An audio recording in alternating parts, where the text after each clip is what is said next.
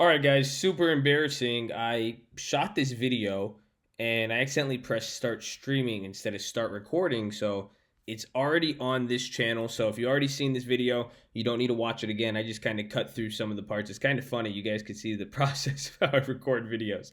But yeah, hopefully you guys enjoy this. And I will be making a few follow-ups with this to clarify on it. And there's a few different strategies with it. Make sure you guys check out the option trading links in the description on selling premium, Tastyworks, all that. Hope you guys enjoy this. Here, it's finally time. We're going to talk about how to sell premium like a boss.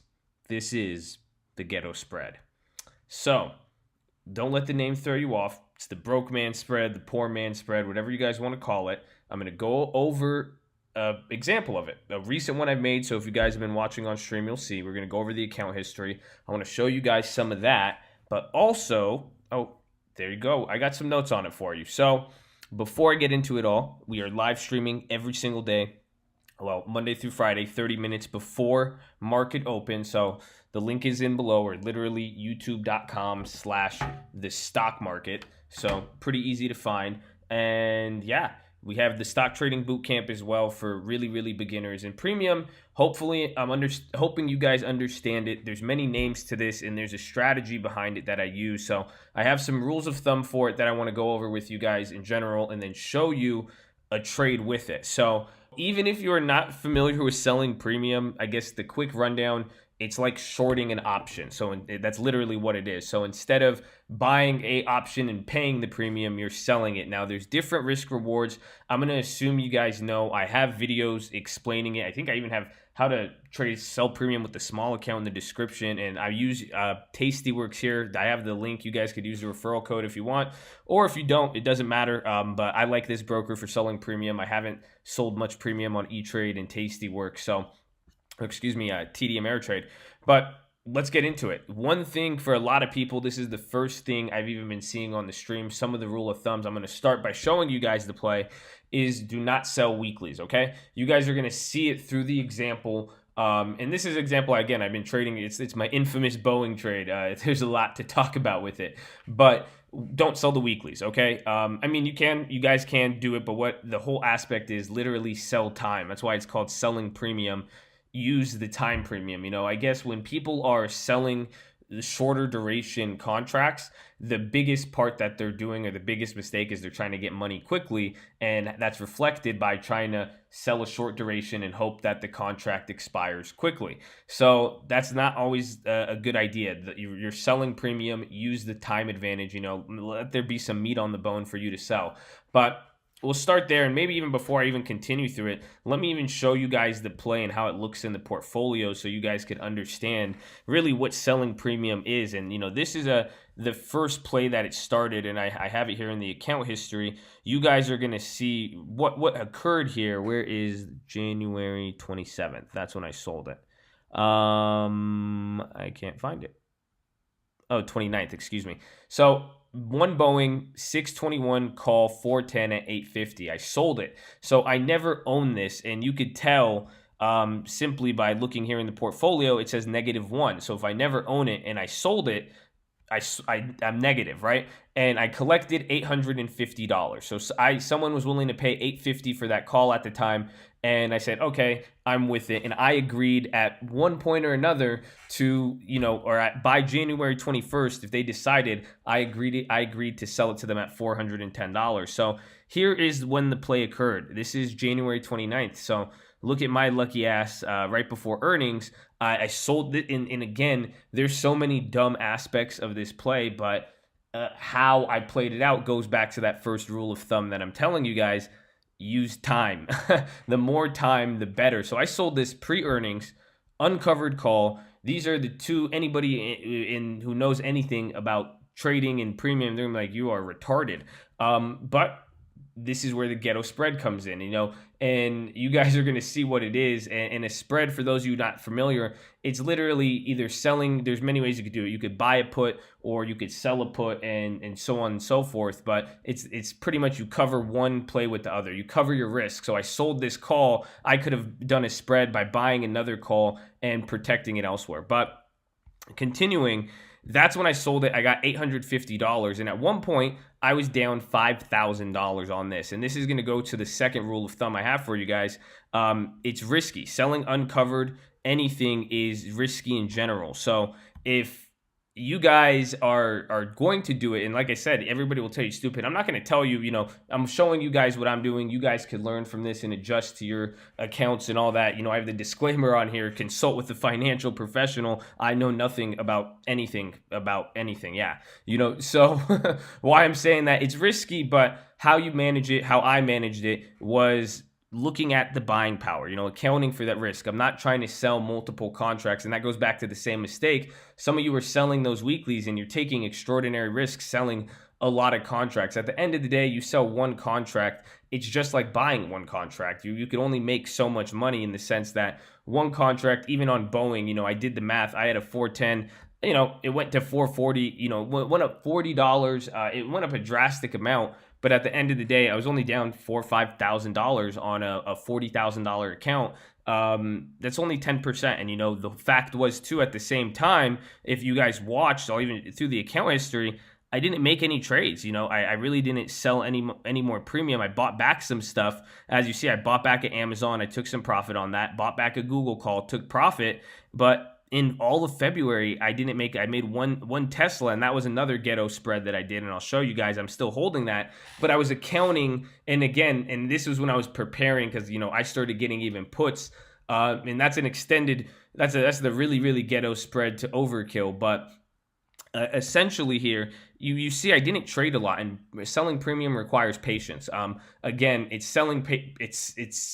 requires so much patience, because again, you're selling months out contracts. Can you make a lot of money? Is it lucrative? Yes. And, the strategy I've been using is try to take 10, 20, 30% on these bigger contracts. But, you need to have time. That's my safety. Instead of spending money buying another call to protect it on premium that is going to expire, I'd rather sell it and, again, protect myself with the amount of contracts. So by getting a longer time frame with and only selling one contract, there's only, you could really account for, depending on the type of stock, where it's moved and expected. It's not going to get too out of hand, especially if you have an account this size or higher. That's when it really becomes a lot more manageable. Even for the small accounts too, though, you have to manage your buying power and what you're buying. And then that is the danger. If you sell a big stock like this, if you didn't have $4,000 to hold it, you would have got margin called and would have been forced to take the loss on this when you didn't have to. And that was a big thing.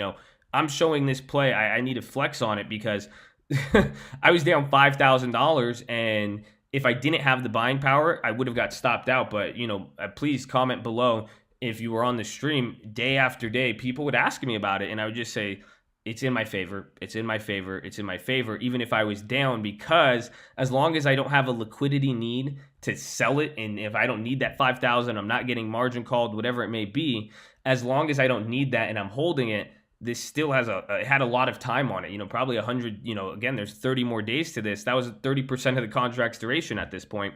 I could have kept holding it. So the main point with all of that is make sure you guys are controlling your buying power with it. So there's that. Another rule of thumb, you have to click the thumbs up button on this video, and if it doesn't turn blue, you're probably not cut out for selling premium in general. So that's that. I have to let you guys know, so you might want to check that out right now. 4, the ghetto spread is optimal environment to thrive is when you are substantially up on a contract. I just up substantially. I read it wrong, but that's the point. And now this is how it works, and let me actually finish the last one, and I'm going to get into this. The key is selling calls and puts, or buying, a call and a put, selling it, however, at different time frames. And you have to understand the risk, because again, by buying it at a different time frame, you have to be willing to let one run on you. The whole idea is that you're kind of implementing some trade timing to it, but then again, by counting and managing your risk is a big one of this. Again, not selling too much and making sure you're getting adequate premium in return. You could wait a decent amount, but then, and that's the risk, but it's buying and selling at a different time, and not different time frames, and you can use different time frames, and I do, but the key is that a normal spread, you sell, like if I did a normal spread, I would have sold a call at the same time I would have bought a call. So again, the option premiums are similar, so that call would have been my insurance plan, the one I bought, and I would have capped my loss and so on and so forth, but again, that's what I'm saying. That's why a lot of people, the spreads, there you could get a higher premium, but once you start buying a contract to protect one that you sold, you're paying an insurance policy and you're losing money on that. So what I'm saying is I take a little bit more risk and I let it run, and that's what I did here. I sold it. I was instantly down. I think one day I was only down like 100%, honestly, and it wasn't that bad. And then it came down. I was only down 50%. And so on and so forth today. And it's moving. You guys can see I'm still down 37% on it, but I went positive. I was up on it, like I was up 5% on it today. And that was the first time since here that I was profitable. But again, it took patience and understanding what you're doing with selling premium, and I didn't have to sell it, but it kept going up on me. So this is the next part. This is what I mean by spacing, because if I try to buy a put here, or if I try to buy a call to protect it, and that's not what I did in this case. I sold a call. What I could have done now, the next key is I could have waited and bought. In this case, I sold the opposite contract, or sometimes I will sell the exact same contract. So here you're going to see what I did by spacing it out. In this case, what I ended up doing, and I did this yesterday, and that's what I'm saying, I actually implemented this. I was down on this, but now finally I started to gain positive on this in the put premium on Boeing for, what happened after the 737 and all that, is it started to increase greatly. So I sold it, and I sold a put on the same duration June. But now the key was, what made this such an interesting play is because I also own a 370 and a 365 put, so at different durations. So even if I lost on those, I would be covered, and that's essentially how the ghetto spread is, because I was up over 1,500% on one of these contracts, and if I sell a June 335, I'm essentially locking in my profit. But this isn't the full. This is what I'm showing you with Boeing and how I did this. I literally just created a straddle. I sold a straddle on it, pretty much. I sold a box spread, really. And at the end of the day, this is different because the ghetto spread, mainly about it, is what I did by having the underlying purchase. So pretty much I bought puts, and this is what I started doing all the while. The process is that I waited now to sell more premium, because in this case, I could let both sides expire. One might go against me, but if the stock starts to stagnate or anything, I'm going to be in a pretty good position. But now I also own puts to the downside. And I've also been scooping up calls. And that's one thing I've been doing now. Calls are a lot cheaper. I was down $5,000. I could pick up now my insurance, or even another one. I could pay half the price and now secure the options at a somewhat decently or better price, or even get a shorter term duration weekly to protect it. But in this case, I sold at the bottom, and I sold a put yesterday, collected that premium. But the key here, like I was saying, the spacing, I waited a literal month of just getting beaten up before buying puts on it. And that's why what led me to catch this move is that I had the calls, and finally I said if it's up enough, I could buy the puts, which led me to get the spread. But again, my next plan would have been to either wait for volatility to come down. The minute it dropped and the contracts went down, I would have been able to buy my call to protect myself if I believed it was going to go up. But in this case, I had, the call was my insurance, and then I sold the what's it called? I sold the put after it dropped, but then I started to buy literally my puts on the 27th and around March 2nd, I believe, or March 1st. So you can see kind of how this played out. I think that is the final thing. Yeah. And that's pretty much it. I'm not going to lie. Towards the end there, it got kind of confusing because there's a lot of moving parts with this play. This isn't the true OG spread, but this is or the true ghetto spread, because in general with that, the whole idea is you get up on, I was explaining it using this play right here, but the main one, the real final version of the ghetto spread that is useful, where I'm saying you have to be up a substantial amount for it to be beneficial for you, is if when you're playing weeklies or a shorter duration contract where you could protect it. And actually, here's an example to show you now where the ghetto spread failed. And that's the thing. So let me actually, before I finish that, here's a Tesla. And when did I sell this one? At 221.19. And what I did wrong is I bought a Tesla put, and it was a shorter duration March. And wait, what day was that? 221. Oh, So Tesla was dropping. On this day, I sold a put, or I bought a put, and this is the OG ghetto spread. It's just like you guys were gambling on your weeklies. I bought a put. I went up, but I was only up about 80% or something, or 50% on the put, which was a really bad move because, and then I decided to sell the put right here. And eventually, that put is now expired, worthless, or it's about to on Friday. And I sold a June to collect more premium. And even in general, I thought it was more optimal. And honestly, I wouldn't mind buying Tesla at 210. And again, there you guys see some of the aspects of the management of risk, of knowing your risk and knowing what you're trading to get that degree. But I was only, at one point I was up like $200 between the two. But now that contract's expired and I'm down $80 on this because Tesla kept dropping, and it's still below that point by a pretty decent amount, and the time's going on. But as you see, the ghetto spread failed because I wasn't up substantially on the Tesla contract. If I was up 1,000% or like 500%, it would have made more sense to sell the put, because then the put would have been more expensive when I collected the premium. So I didn't collect enough premium, and I wasn't up enough to try to protect it, if that makes sense. So, but in general, that's what I did on the Boeing. I'm up $1,500 on, let me show you the 375. I think it'll take too long. How long is this video? Now we're at 16 minutes. You guys could watch a little longer, I'm sure. Where's the Boeing? So I have an April 15th, and this is where you see it's a shorter term duration. So my plan with this is, it's either this is going to keep dropping for me, the one I own, but I own this one on a different account. So where is the 370? Right here. And you guys can see when like I said, I bought this for $1. You know, right here, 3.6. Yeah, it's like $1.50. I think I got it at like $1.27, I believe.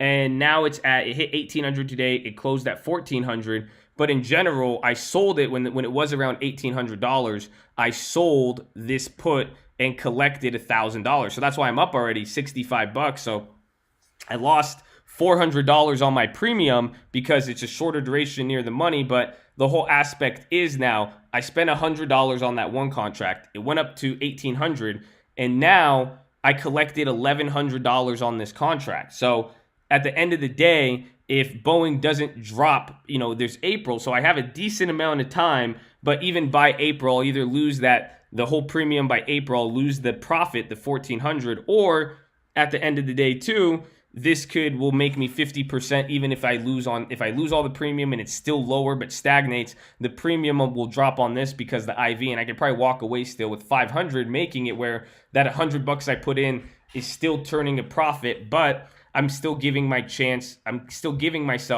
a chance to profit off being the money. So if Boeing does drop a lot, I'll make dollar for dollar a 370 put, even if it touches 221 and I do need to get exercised or anything like that. I would still make another $4,000 off of that initial $100 investment. The contract will be at $6,000, and this one will probably start losing. I'll probably lose maybe another $1 or $2,000, but the whole aspect is I'll have intrinsic value that if I even did hold till expiration, I'd be pretty good, or if I ended up buying the shares. And the best part is I could sell out at any time, or I could go sell the put, lock in the put, and maybe even let this one ride for a little bit, and that's how I do it. But it's kind of confusing here. You guys are gonna have to see it more. I'll try to make it more explained, but I could probably make a whole booklet on this, just because you have to understand the selling premium and the strategy. So I'll leave it there before I keep ranting, and I don't want to confuse you guys. But let me know what you guys think about this. If you guys want to learn more about premium, comment below. I want to know, especially different account sizes, different financial goals. You guys got to really think about that. Come to the stream and ask me, and it's a lot easier for me to explain live when we're going over trades, and you could see some other stuff. But this has been, I think it should be really helpful and should give you guys a pretty good idea. So that's that. I hope you guys enjoy it. Like the video, show some love. Yeah, peace.